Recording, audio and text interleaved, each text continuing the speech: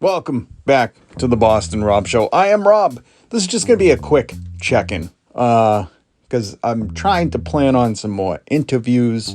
Some of the people rallying to unionize Starbucks and some other folks that I don't want to get into right now. But I just wanted to say, how are you? Are you hanging in there? There's so much news about the inflation and how nobody can afford anything anymore. I've been reading all this information like, if you're working somewhere and you haven't gotten a 7.5% raise, then technically with how inflation just went up, you've lost money at your job. And then I was reading, you know what? I can't go into it. It's so depressing.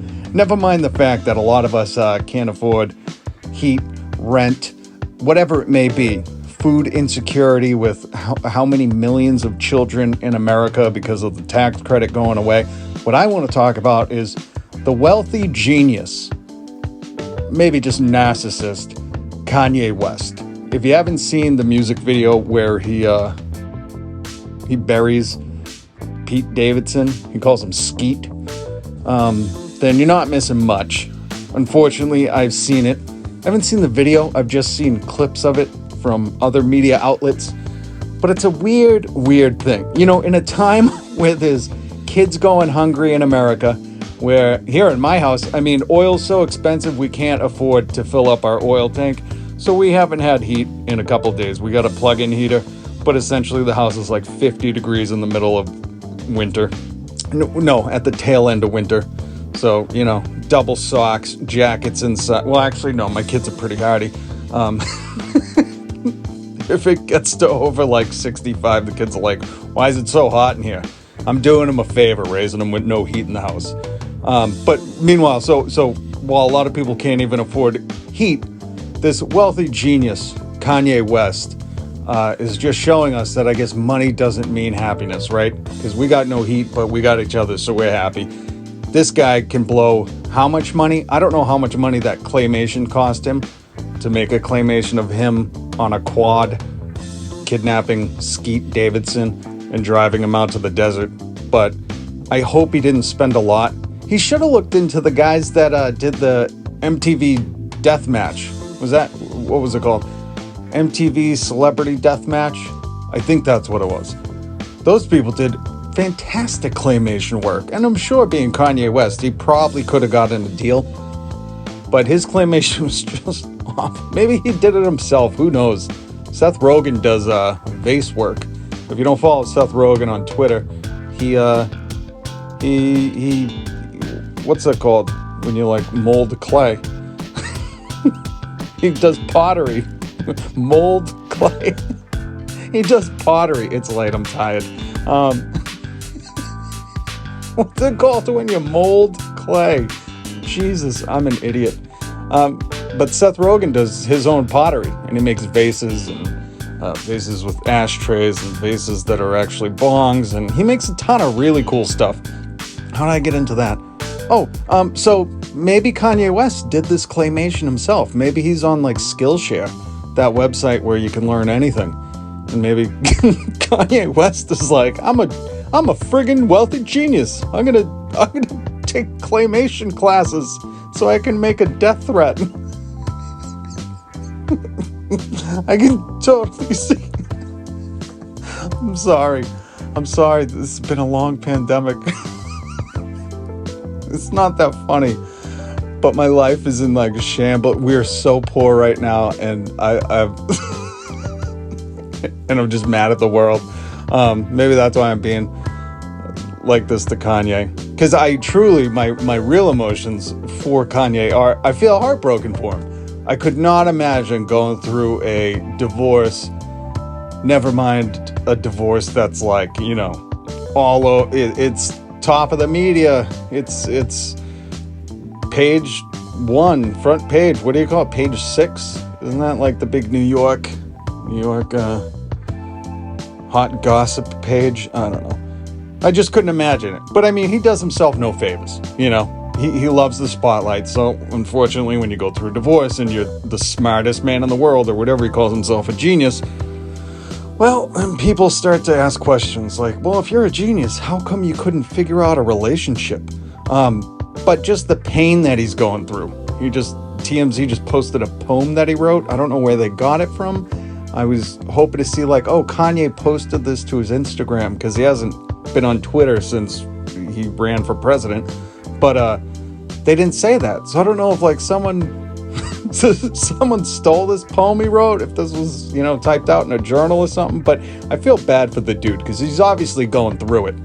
But you also have the other side of it where you're like, bro, if you're a genius and you're stupid rich, number one, it's like, take some time away. You can afford to do that. 99% of America, when they go through a divorce or a breakup or any kind of misery, they still got to grind it out. You're the dude who can go to Wyoming, start a cult, and have people worship at your altar. And you're spending time doing claymation? Claymation death threats? What the fuck is wrong with this dude? That's gotta be the weakest death threat in the history of death threats, by the way. Like, just imagine. I would have given anything to see Skeet Davidson's reaction to the claymation death threat. I would have done anything to want. Like, are you confused? You know what I mean? Like, is Pete like, so is this supposed to be for real? Like, is he really mad at me because he did it in claymation? Does anybody, well, I guess my point of reference is like, I grew up with Biggie and Tupac when Snoop Dogg released the song and the music video Murder Was the Case They Gave Me, where he was on trial for murder. And hip hop artists, when they would have a battle or there was like a beef, they themselves would be in the video, and they would even get lookalikes, like a Biggie lookalike in the Tupac video and Biggie's wife lookalike in the Pac video. Now it's claymation. But long story short, I feel really bad because he's obviously got a broken heart. But then, the other side of that coin is, well, if you're a genius, do you not understand that, like, or maybe he's never seen Dateline before? Because usually the guys that do claymation death threats, or just death threats in general, on their now estranged wife and the new man in the divorced wife's life, usually when you look further down that road, like when Dateline does the timeline, usually after the death threats, the couple doesn't get back together. It's usually like really, really bad from there. So, Kanye, we want to feel for you, but you can't be doing claymation. You can't be doing pottery death threats, brother. All right? You got to cool it with that. Go up to your Montana cult and everybody put on some white t-shirts and sing about Jesus for a little bit, because right now you need to cool it. If I see nobody in his corner, you want to feel bad for him, but then there's so much, like, I can't afford heat, and there are hungry kids all over America right now because inflation just went up, and if their parents didn't get a raise to match the inflation, they technically just lost money. They just got money taken from their paycheck every week. And here is Kanye West spending God knows how much money on really horrible claymation, or spending, you know what, I wouldn't be mad at him if he took the claymation classes himself and he just was going for it. Maybe the next video will be better. Maybe this was like a Skillshare video where he's like, look what I learned to do on my own. You can do claymation death threats too. Fucking guy. Oh my God. But his poem that he wrote, if you can look it up, it's like, starts with, divorce is, worse than COVID. Divorce is your doctor not knowing shit. Your divorce is walking on broken glass. Walking on broken glass. And he's just saying, like, it's all the worst things ever. Divorce is a stubbed toe. Divorce is poor claymation death threats.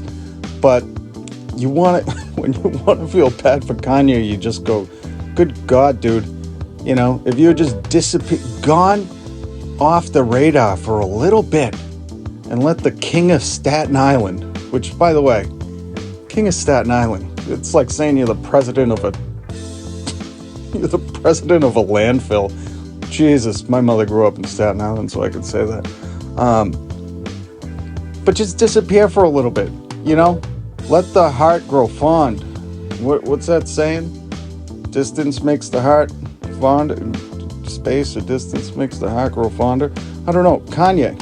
Where's Dave Chappelle? Dave Chappelle seems to always come out of nowhere and somehow, make Kanye sound like he's on the right track.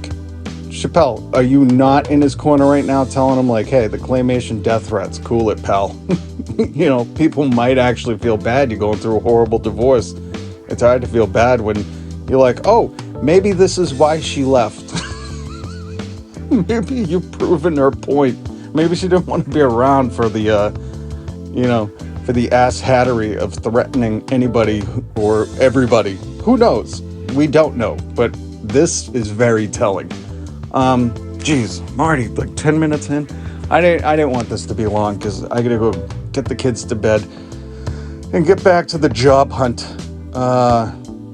and hopefully have some really solid podcasts, interviews coming for the podcast. I'm still working on it.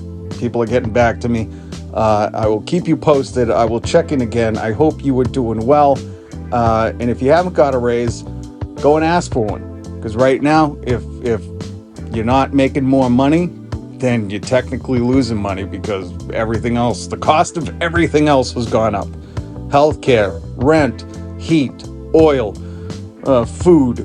Geez, Netflix just there's so much to talk about. We're going to do it very soon. But I just wanted to check in with you. And the Kanye stuff is just bugging me. I don't even know if it's still breaking. But it's like bugging me because I can totally identify with that kind of pain. That's like the worst fear in the world for those of us who really love our marriage and our wives. Divorce is just it's like you would just never want it to happen, especially with kids involved. And, if things are going well, I don't know if things are going well, but you can just, as a man, I can identify with that kind of pain.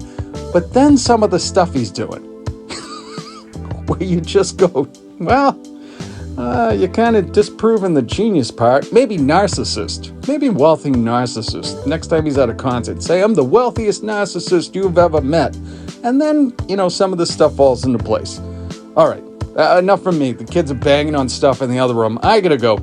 I hope you are safe and you are doing well. I thank you so much for listening to the Boston Rob Show. Make sure you hit subscribe. If you have not, hit subscribe and set alerts if you can do that. I'm going to try to be bringing you content every week. And if you can, share this with a friend. That's the best way to get the podcast out. Word of mouth. You know what? You want to tell somebody about the podcast, share it on social media. I appreciate that. It means the world to me. And it will help me. You can support the podcast here on not Patreon. What is this called? Anchor. You can support the podcast here on Anchor. I should say that. If you want to help me continue to do this independently outside, trying to get more work, because I'm trying to do this full time and trying to get some part-time work as well. So you can support the podcast right here on Anchor. Somewhere there's a link to support the podcast. It would be much appreciated. I thank you so much. I hope you're staying safe. And continue to speak up and speak out wherever it needs to happen. Thanks for listening. Peace.